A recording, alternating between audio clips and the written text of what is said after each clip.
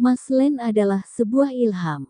Aku datang ke Silicon Valley pada tahun 2000 dan berakhir tinggal di lingkungan Tenderloin di San Francisco. Ini adalah bagian dari kota, tempat para penduduk lokalnya meminta dengan sangat kepadamu untuk menghindarinya. Tanpa perlu berusaha keras, kau dapat menemukan seseorang yang sedang menurunkan celananya dan buang air besar di antara mobil-mobil yang terparkir atau menjumpai beberapa orang gila yang membenturkan kepalanya di sisi perhentian bus. Di sebuah bar tempat minum yang dekat dengan klub malam lokal, waria-waria menggoda para pebisnis yang penasaran. Mereka mabuk, tertidur di kursi, dan mengotori diri sebagai bagian dari ritual mingguan mereka. Tempat ini adalah tempat yang kotor dan berbahaya di San Francisco, tetapi merupakan tempat yang bagus untuk melihat mimpi-mimpi industri.com mati. San Francisco memiliki sejarah abadi mengenai keserakahan. San Francisco menjadi kota yang diserbu orang karena temuan tambang emasnya. Bahkan, bencana gempa bumi pun tidak dapat melemahkan gairah ekonomi kota ini dalam waktu yang lama. Jangan biarkan sensasi tersebut menipumu. Untung dan rugi adalah ritme tempat ini. Pada tahun 2000, San Francisco telah dikuasai oleh ledakan ekonomi dan ditelan oleh ketamakan. Adalah waktu yang mengagumkan ketika kita hidup dengan orang-orang yang tunduk pada fantasi untuk kaya dengan cepat, dengan kegilaan internet. Denyut energi dari delusi bersama ini sangat jelas menghasilkan dengung konstan yang menggetarkan seluruh kota. Dan aku berada di tengah bagian yang paling bejat dari San Francisco, melihat seberapa tinggi dan rendahnya orang-orang saat konsumerisme menerkam. Banyak cerita yang terkenal yang melacak kegilaan-kegilaan bisnis di waktu-waktu tersebut. Kau tidak perlu membuat sesuatu yang dibutuhkan orang untuk membuat perusahaan yang besar. Kau hanya perlu memiliki ide yang berkaitan dengan internet, lalu mengumumkannya kepada dunia untuk menarik investor yang akan mendanai eksperimen idemu. Keseluruhan tujuannya adalah untuk menghasilkan uang sebanyak-banyaknya dalam waktu sesingkat-singkatnya. Karena semua orang tahu, paling tidak di alam bawah sadar mereka bahwa pada akhirnya kenyataan akan tiba. Para penghuni Valley memaknai secara literal sebuah klise dari bekerjalah sekeras ketika bermain. Orang-orang di usia 20-an, 30-an, 40-an, dan 50-an diharapkan untuk bekerja lembur sepanjang malam. Kubik-kubik kantor berubah menjadi rumah sementara, dan kebersihan diri diabaikan. Untuk membuat hal yang tidak ada berubah menjadi sesuatu memang membutuhkan banyak kerja dan usaha. Tapi anehnya ketika waktu untuk bersantai tiba, akan ada banyak sekali pilihan untuk bersenang-senang. Saat itu perusahaan top dan kekuatan media terlihat berusaha keras untuk mengalahkan satu sama lain dengan pesta yang lebih fantastis. Perusahaan besar akan menghadapi fenomena tersebut dengan secara rutin menyewa area di tempat konser berikut penari, pemain akrobatik, bar terbuka, dan para wanita penghibur. Para teknolog muda akan datang untuk mengambil minuman gratis. Ketamakan dan keuntungan pribadi adalah hal-hal yang masuk akal pada waktu itu. Ketika waktu-waktu yang menyenangkan telah tercatat dengan baik, waktu-waktu tidak menyenangkan yang datang kemudian akan diabaikan. Lebih menyenangkan untuk mengenang kemewahan irasional daripada kekacauan yang ditimbulkan setelahnya. Bisa dikatakan bahwa ledakan fantasi cepat kaya dengan internet menjadikan San Francisco dan Silicon Valley dalam depresi yang mendalam. Pesta-pesta yang tak berakhir pun berakhir. Prostitusi tidak lagi menjelajahi jalanan di Tenderloin pada pukul 6 pagi sebelum pergi kerja. Ayo sayang, ini lebih baik daripada kopi. Bukan lagi wanita-wanita penghibur, kini kau akan menemukan acara-acara penghormatan kepada Neil Diamond pada pertunjukan grup musik, beberapa kaos gratis, dan perasaan malu. Industri teknologi tidak memiliki ide untuk melakukan sesuatu. Para kapitalis perusahaan bodoh yang berhasil karena keberuntungan, tidak ingin terlihat lebih bodoh sehingga mereka berhenti untuk membiayai perusahaan baru. Ide-ide besar para pengusaha digantikan oleh gagasan-gagasan kecil. Hal ini seperti Silicon Valley sedang direhabilitasi secara massal. Hal ini mungkin terdengar sensasional, namun memang begitu kenyataannya. Jutaan orang pandai mempercayai bahwa mereka sedang menemukan masa depan. Dan, puff, bermain aman tiba-tiba menjadi modern dan keren untuk dilakukan. Bukti dari ketidaknyamanan ini terlihat pada perusahaan-perusahaan dan ide-ide yang muncul selama periode tersebut. Google telah muncul dan mulai berkembang sekitar tahun 2002, namun saat itu Google masih terasing. Antara pengenalan Google dan iPhone Apple pada 2007, terdapat kekosongan pada perusahaan-perusahaan yang dilanda kebosanan. Dan perusahaan-perusahaan baru yang sedang memulai perjalanannya, Facebook dan Twitter, sama sekali tidak seperti para pendahulu mereka, Hewlett Packard, Intel, dan Sun Microsystems yang membuat produk-produk fisikal dan mempekerjakan puluhan ribu orang dalam prosesnya.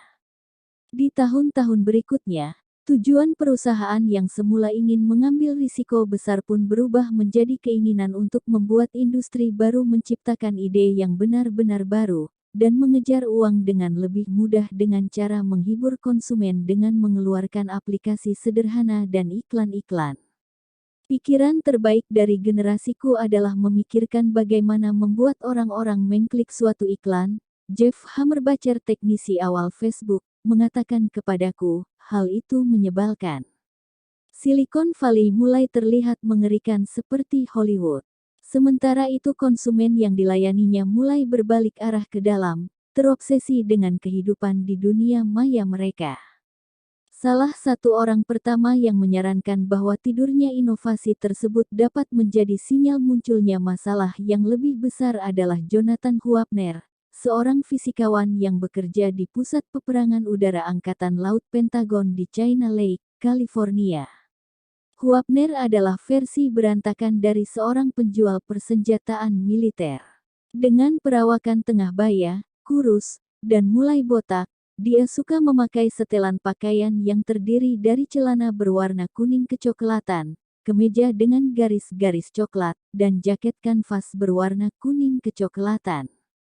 Dia telah mendesain sistem persenjataan sejak 1985, mendapatkan pengetahuan langsung terhadap teknologi terbaru dan termutakhir terkait material, energi, dan perangkat lunak. Setelah kegagalan .com, dia menjadi jengkel terhadap kebosanan dalam pencarian inovasi. Pada 2005, Huapner menulis sebuah makalah berjudul A Possible Declining Trend in Worldwide Innovation, yang bisa menjadi dakwaan terhadap Silicon Valley atau paling tidak peringatan yang tidak menyenangkan. Huapner memilih untuk menggunakan metafora pohon untuk mendeskripsikan apa yang dia lihat sebagai kondisi dari inovasi. Manusia telah memanjat melewati batang pohon dan telah mencapai dahan terbesarnya, memperoleh ide-ide yang besar yang mengubah hidup kita, seperti penemuan roda, listrik, pesawat, telepon, dan transistor. Sekarang kita terjuntai di dekat ujung cabang di bagian pohon paling atas dan kebanyakan dari kita hanya memperbaiki penemuan di masa lalu. Untuk mendukung pandangan dan pendapatnya di dalam makalahnya, Huapner menunjukkan bahwa frekuensi penemuan-penemuan yang mengubah hidup kita sudah mulai melambat. Dia juga menggunakan data untuk membuktikan bahwa jumlah paten yang diajukan oleh masing-masing orang semakin berkurang dari waktu ke waktu. Kurasa kemungkinan kita untuk menemukan 100 tipe penemuan terbaik lainnya semakin kecil dan kecil. Huapner memberitahuku dalam suatu wawancara, inovasi adalah sumber daya yang terbatas. Huapner memprediksi bahwa butuh waktu sekitar 5 tahun agar orang-orang menyadari pemikirannya tersebut, dan ramalan tersebut terbukti hampir benar. Sekitar tahun 2010, Peter Thiel, salah satu pendiri PayPal dan investor awal Facebook, mulai mempromosikan ide bahwa industri teknologi membuat orang-orang kecewa. Kita menginginkan mobil terbang, namun kita hanya mendapatkan 140 karakter di laman Twitter menjadi jargon dari firma modelnya, Founders Fund.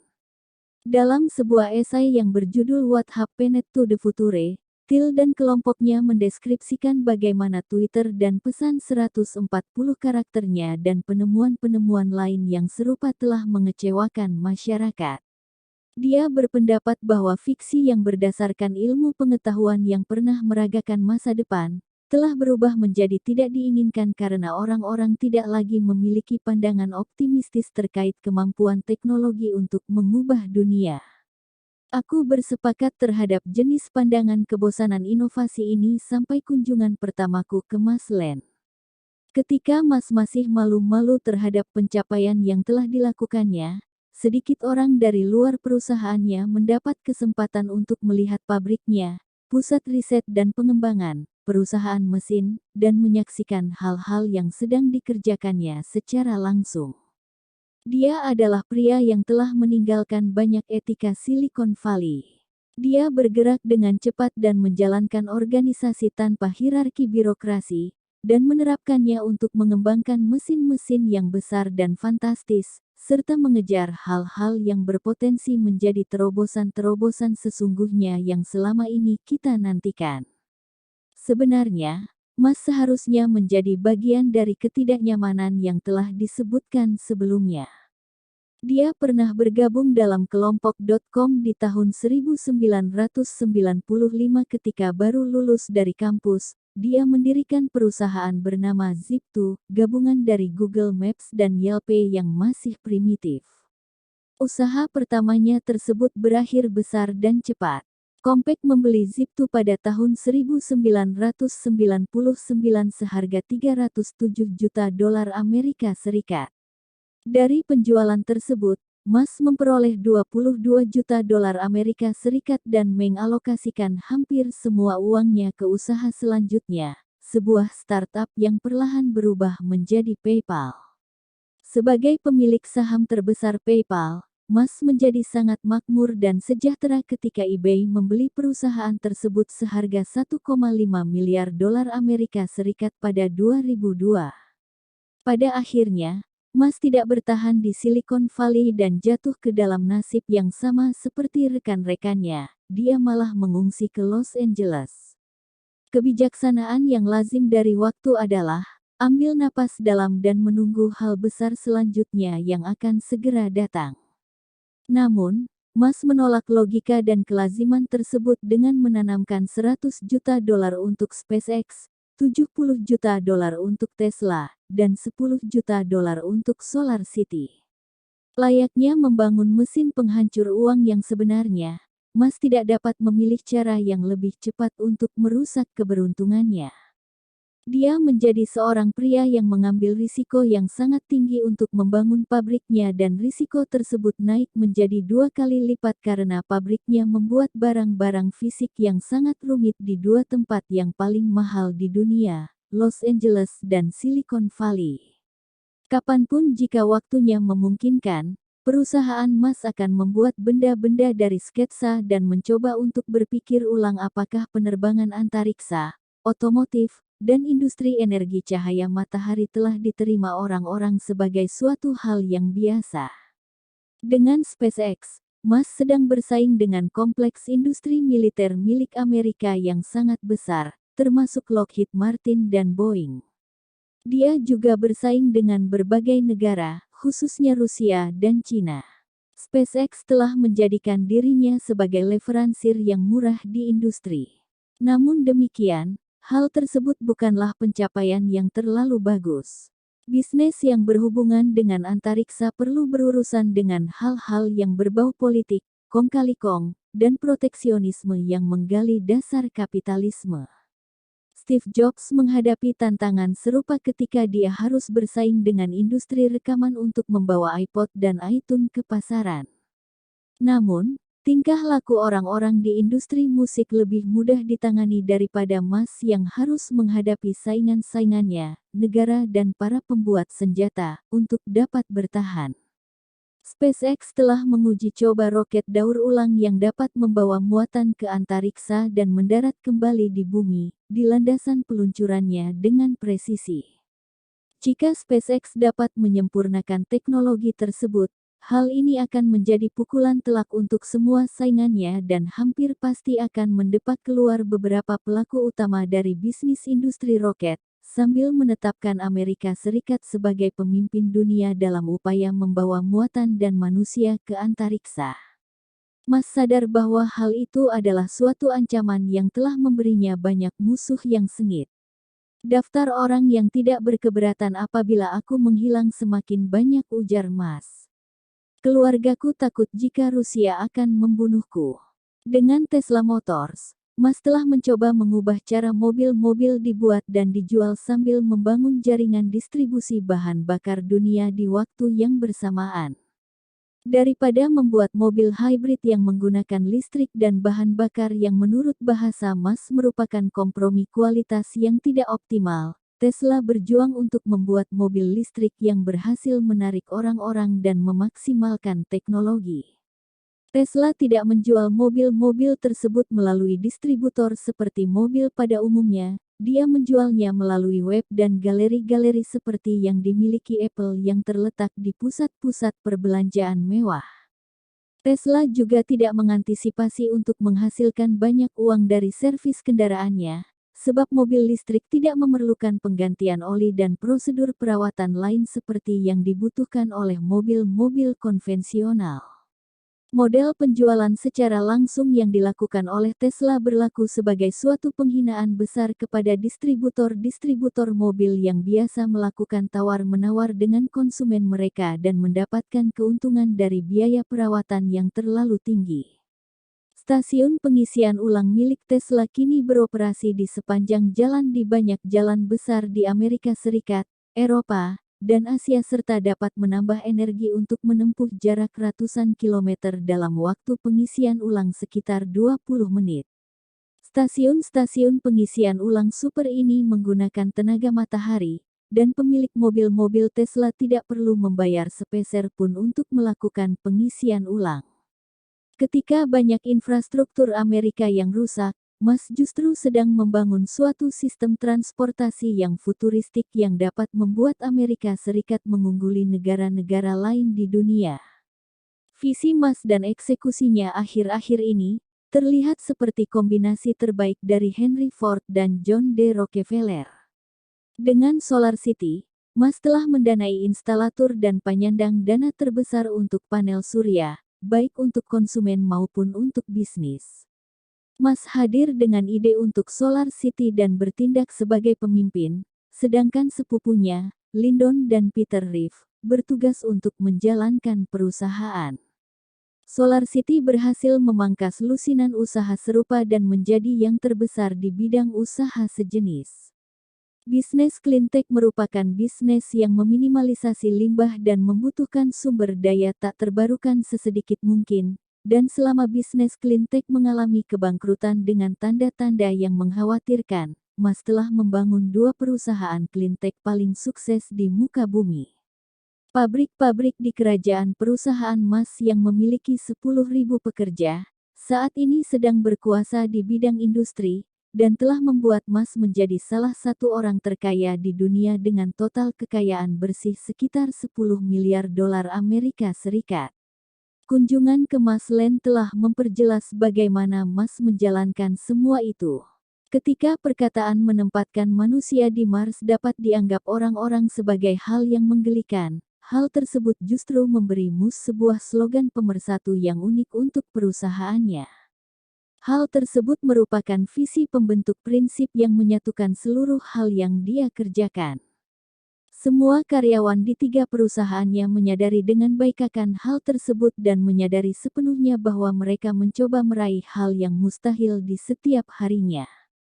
Ketika Mas menetapkan tujuan yang tidak realistis, dengan kata lain Mas memperlakukan para pekerjanya dengan kejam dan memeras keringat mereka, hal tersebut dapat dipahami, pada suatu level tertentu, sebagai bagian dari agenda Mars. Beberapa karyawannya mencintai Mas karena hal tersebut. Sementara yang lain membencinya, namun anehnya tetap loyal dan hormat terhadap arahan dan misinya.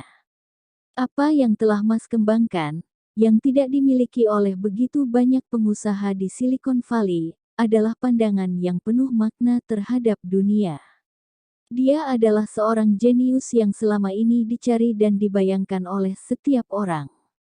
Dia lebih tepat digambarkan sebagai seorang jenderal yang memimpin pasukannya untuk mencapai kemenangan daripada seorang CEO yang mengejar kekayaan. Ketika Mark Zuckerberg berusaha untuk menolongmu untuk berbagi foto-foto bayi, Mas berusaha untuk menyelamatkan manusia dari penyiksaan diri atau pembinasaan yang tak terduga. Kehidupan yang telah Mas ciptakan untuk mengatur semua usaha keras tersebut tidak masuk akal. Setiap pekan yang Mas jalani dimulai di hunian besarnya di Bel Air.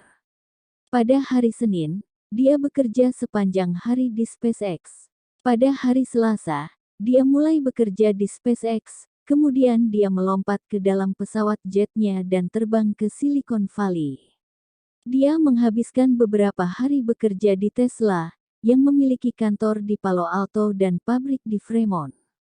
Mas tidak memiliki rumah di Northern California sehingga dia terbiasa menginap di Hotel Rosewood yang mewah atau di rumah temannya. Untuk mengatur penginapannya di rumah temannya, asisten Mas akan mengirimkan sebuah email untuk bertanya kamar untuk satu orang. Dan apabila temannya menjawab, ya, Mas baru akan mendatangi rumah temannya tersebut ketika sudah larut malam. Mas sering kali tidur di kamar tidur tamu, namun tidak jarang dia akan tertidur di sofa setelah memainkan beberapa video game. Kemudian, hari Kamis adalah jadwalnya untuk kembali ke Los Angeles dan SpaceX. Dia berbagi pemeliharaan 5 anak laki-lakinya, sepasang kembar dan kembar 3, dengan mantan istrinya, Justin dan memiliki waktu 4 hari dalam seminggu untuk mereka. Setiap tahun, Mas menghitung jumlah jam terbang yang dilaluinya setiap minggunya untuk membantunya menyadari bagaimana urusan-urusannya menjadi semakin tidak dapat dikendalikannya. Ketika ditanya bagaimana dia bisa bertahan dalam jadwal tersebut, Mas berkata, "Aku memiliki masa kecil yang berat, jadi mungkin hal itu menjadi berguna saat ini." Pada suatu kunjungan ke Masland, dia harus menyelipkan wawancara kami sebelum berangkat ke suatu perjalanan kemah di Crater Lake National Park di Oregon. Saat itu hampir pukul 8 malam pada hari Jumat, jadi Mas harus segera menaikkan anak-anak laki-lakinya dan para pengasuh mereka ke dalam jet pribadinya dan kemudian bertemu dengan sopir yang akan mengantarnya menemui teman-temannya di tempat perkemahan. Teman-temannya kemudian akan membantu anak-anak Mas untuk membongkar barang bawaan mereka dan menyambut kedatangan mereka di malam yang gelap gulita. Akan ada sedikit pendakian selama akhir pekan, kemudian relaksasi akan berakhir. Mas akan terbang dengan anak-anak laki-lakinya untuk kembali ke Los Angeles pada Minggu sore. Kemudian, dia akan terbang sendiri ke New York pada malam harinya. Tidur. Menghadiri gelar wicara pagi di hari Senin. Menghadiri beberapa rapat dan pertemuan. Membaca dan mengirim email. Tidur. Terbang kembali ke Los Angeles pada Selasa pagi. Bekerja di SpaceX. Terbang ke San Jose pada Selasa sore untuk mengunjungi pabrik Tesla Motors. Lalu terbang ke Washington DC pada malam harinya dan menemui Presiden Obama. Terbang kembali ke Los Angeles pada Rabu malam. Menghabiskan beberapa hari bekerja di SpaceX. Kemudian pergi ke suatu konferensi di akhir pekan yang diadakan oleh pimpinan Google, Eric Schmidt di Yellowstone. Pada saat itu, Mas baru saja berpisah dengan istri keduanya, seorang aktris bernama Tallulah Riley, dan mencoba untuk memperhitungkan jika dia dapat mencampurkan kehidupan pribadinya ke dalam semua urusannya tersebut. Kupikir waktu yang dialokasikan untuk bisnis dan anak-anak sudah cukup baik, kata Mus. Namun demikian, aku akan mengalokasikan lebih banyak waktu untuk berkencan. Aku harus mencari pacar.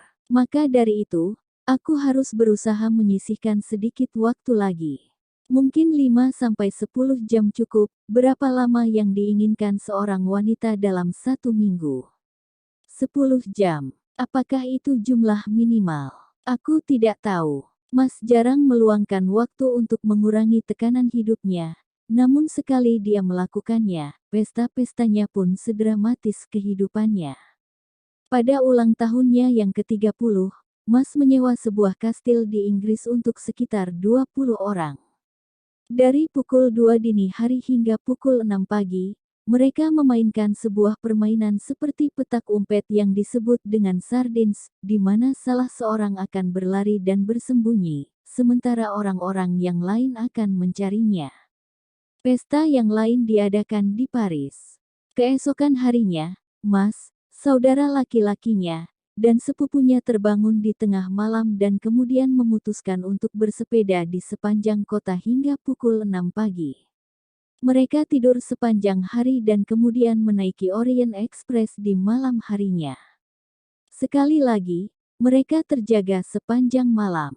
Lucien Dossier Experience, sebuah grup perintis di dunia pertunjukan, sedang berada di kereta mewah tersebut, mempertontonkan pembacaan garis tangan dan beberapa pertunjukan akrobatik. Ketika kereta tersebut tiba di Venice pada hari berikutnya, keluarga Mas makan malam dan kemudian duduk-duduk di pekarangan belakang hotel dan memandangi Grand Canal hingga pukul 9 pagi. Mas juga sangat menyukai pesta kostum, dan bangun pada pukul 1 mengenakan pakaian seperti seorang kesatria dan menggunakan payung untuk bertanding melawan seorang kerdil yang menggunakan kostum Darth Vader. Pada ulang tahunnya yang berlangsung baru-baru ini, Mas mengundang 50 orang ke sebuah kastil, atau setidaknya sebuah bangunan di Amerika Serikat yang paling mirip dengan kastil di Tarrytown, New York. Pesta tersebut memiliki tema steampunk Jepang yang mirip dengan mimpi basah seorang penggila fiksi yang bercampur dengan ilmu pengetahuan, paduan korset, bahan kulit, dan penyembah mesin. Saat itu Mas berpakaian sebagai seorang samurai. Pesta ulang tahun tersebut juga termasuk sebuah pertunjukan oleh The Mikado, sebuah opera humor Victoria yang dimainkan oleh Gilbert dan Sullivan dengan latar Jepang, di sebuah teater kecil di pusat kota. Aku tidak yakin orang-orang Amerika itu memahaminya, kata Riley yang Mas nikahi kembali setelah rencana kencannya selama 10 jam per minggu gagal. Orang-orang Amerika dan orang-orang yang lain baru menikmati apa yang terjadi setelahnya. Ketika kembali ke kastil, Mas mengenakan penutup mata, didorong menghadap ke dinding, dan memegang balon di masing-masing tangannya dan satu lagi balon dijepit di antara kakinya. Kemudian pelempar pisau mulai beraksi. Aku telah melihat aksinya dalam aksi melempar pisau sebelumnya, namun aku tetap merasa khawatir karena bisa jadi hari itu adalah hari ketidakberuntungannya, kata Mas. Namun, kupikir dia akan tetap mengenai satu sasaran dan tidak keduanya. Hadirin yang lain yang menyaksikan atraksi tersebut terpukau sekaligus ketakutan akan keselamatan Mas.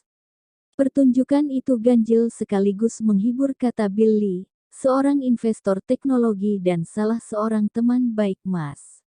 Namun, Elon percaya pada ilmu pengetahuan hal-hal tersebut. Salah satu pegulat sumo terbaik dunia juga hadir dalam pesta tersebut bersama dengan beberapa teman sebangsanya. Sebuah lonceng telah dipasang di kastil tersebut, dan Mus ditantang untuk menghadapi sang juara. Dia berbobot 175 kg dan bobot tersebut bukanlah berat yang bisa diguncangkan, kata Mas. Adrenalinku mengalir deras dan akhirnya aku berhasil menjatuhkan pria itu ke lantai. Dia membiarkanku untuk menang pada ronde pertama dan kemudian mengalahkanku. Kurasa posisi punggungku saat ini tidak pada tempat yang seharusnya. Riley merancang pesta-pesta Mus menjadi sebuah seni. Dia bertemu Mas pada 2008, ketika perusahaannya sedang bangkrut. Dia melihat Mas kehilangan seluruh kekayaannya dan dipermalukan oleh pers. Dia tahu bahwa kepedihan pada tahun-tahun tersebut masih membekas dan telah bercampur dengan trauma lain di kehidupan Mas, kehilangan seorang bayi laki-laki secara tragis dan masa kecilnya saat mendapatkan didikan yang brutal di Afrika Selatan, membuat jiwanya tersiksa. Riley telah berupaya keras untuk membuat Mas melepaskan diri dari pekerjaan dan masa lalunya, setidaknya untuk menjadikannya merasa lebih baik, jika hal itu tidak dapat menyembuhkannya secara penuh. Aku berusaha memikirkan hal-hal menyenangkan yang tidak pernah dia lakukan sebelumnya sehingga dia dapat merasa lebih rileks, kata Riley. Saat ini kami berupaya memperbaiki masa kecilnya yang suram, setulus dan sebesar apapun usaha Riley untuk melakukan hal tersebut, tidak semua usahanya berjalan dengan baik dan efektif. Tak lama setelah pesta sumo, aku menemukan Mas kembali bekerja di markas besar Tesla di Palo Alto. Hari itu adalah hari Sabtu dan tempat parkirnya penuh dengan mobil. Di dalam kantor Tesla, ratusan pemuda sedang bekerja, beberapa dari mereka sedang merancang bagian-bagian mobil dengan menggunakan komputer, sedangkan yang lain sedang bereksperimen dengan peralatan listrik di meja mereka. Tawa Mas yang terbahak-bahak akan meledak setiap beberapa menit sekali dan terdengar di seluruh lantai. Ketika Mas kembali ke ruang pertemuan di mana aku sedang menunggunya, aku menyampaikan kepada Mas betapa terkesannya diriku karena dia bisa membuat banyak pegawainya bekerja di hari Sabtu.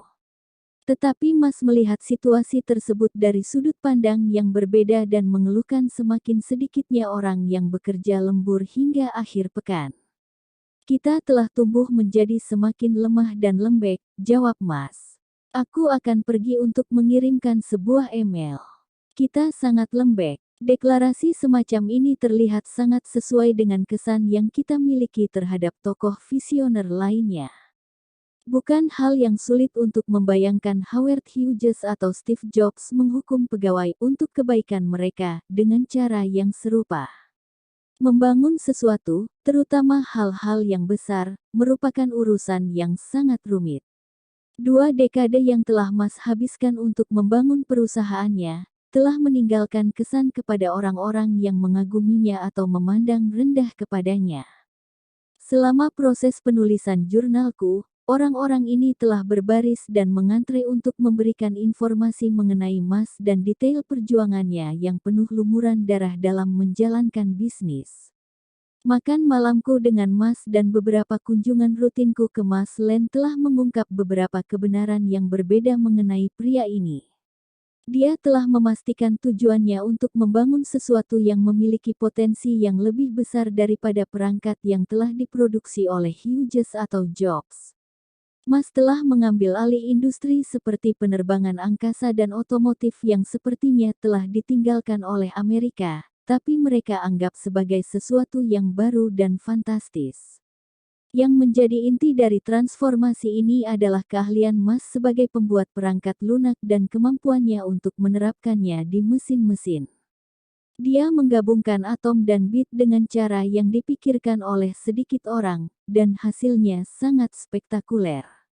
Adalah hal yang cukup benar apabila Mas belum memiliki konsumen sebanyak antrean pesanan iPhone atau menyentuh lebih dari miliaran orang seperti Facebook. Untuk saat ini, dia masih dalam tahapan membuat mainan untuk orang-orang kaya, dan kerajaannya yang mulai menanjak karir bisa menjadi sebuah roket yang meledak atau raksasa Tesla yang menimbulkan kebangkrutan.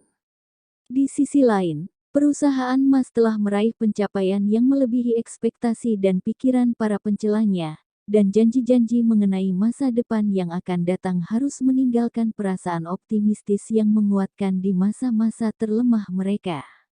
Bagiku, Elon adalah suatu contoh cemerlang mengenai bagaimana Silicon Valley mampu menemukan kembali dirinya sendiri dan menjadi lebih relevan daripada hanya mengejar IPO yang cepat dan hanya berfokus pada pengulangan produk yang dihasilkan, kata Edward Jung, seorang perancang perangkat lunak dan penemu terkenal. Hal tersebut merupakan hal yang penting, namun hal itu saja tidaklah cukup. Kita perlu melihat model lain mengenai bagaimana melakukan sesuatu yang lebih ramah lingkungan di mana teknologi menjadi lebih terintegrasi. Integrasi yang disebutkan oleh Jung, penggabungan yang harmoni antara perangkat lunak, perangkat listrik, material-material tercanggih, dan komputasi dengan tenaga kuda, tampaknya merupakan bakat yang dimiliki oleh Mas. Dengan sedikit kedipan, Mas sepertinya bisa menggunakan kemampuannya untuk membuka jalan menuju suatu era dengan mesin-mesin yang mengagumkan dan membuat mimpi yang terdapat di kisah sains fiksi menjadi nyata. Dengan pengertian tersebut, maka Mas akan lebih terlihat seperti Thomas Edison daripada Howard Hughes. Dia adalah seorang penemu, pebisnis masyhur, dan industriawan yang mampu menemukan ide-ide besar. Tak hanya sampai di situ, dia pun mampu mengubah ide-ide besar tersebut menjadi produk-produk besar. Dia mempekerjakan ribuan orang untuk menempa logam di pabrik-pabrik Amerika pada saat di mana pikiran tersebut masih dianggap sebagai suatu kemustahilan. Lahir di Afrika Selatan, Mas kini tampak seperti seorang industriawan paling inovatif, pemikir aneh Amerika, dan seseorang yang akan menjadikan Silicon Valley lebih berambisi. Karena Mas, Amerika dapat bangkit dalam 10 tahun dengan jalan raya yang paling modern di dunia, sebuah sistem transit yang dijalankan oleh ribuan stasiun pengisian ulang bertenaga matahari dan dilintasi oleh mobil-mobil listrik. Pada waktu yang sama, SpaceX mungkin sedang menerbangkan roket setiap harinya, mengangkut orang dan barang-barang ke lusinan tempat, selagi membuat persiapan untuk perjalanan yang lebih jauh ke Mars. Kemajuan-kemajuan tersebut semakin sulit untuk diukur dan tampak tak terelakkan hanya jika Mas memiliki waktu untuk membuat semua kemajuan tersebut bekerja dan menjadi kenyataan seperti apa yang disampaikan oleh mantan istrinya, Justine. Dia melakukan apa yang dia inginkan, dan dia bersikeras akan hal itu. Ini adalah dunia Elon, dan kita tinggal di dalamnya.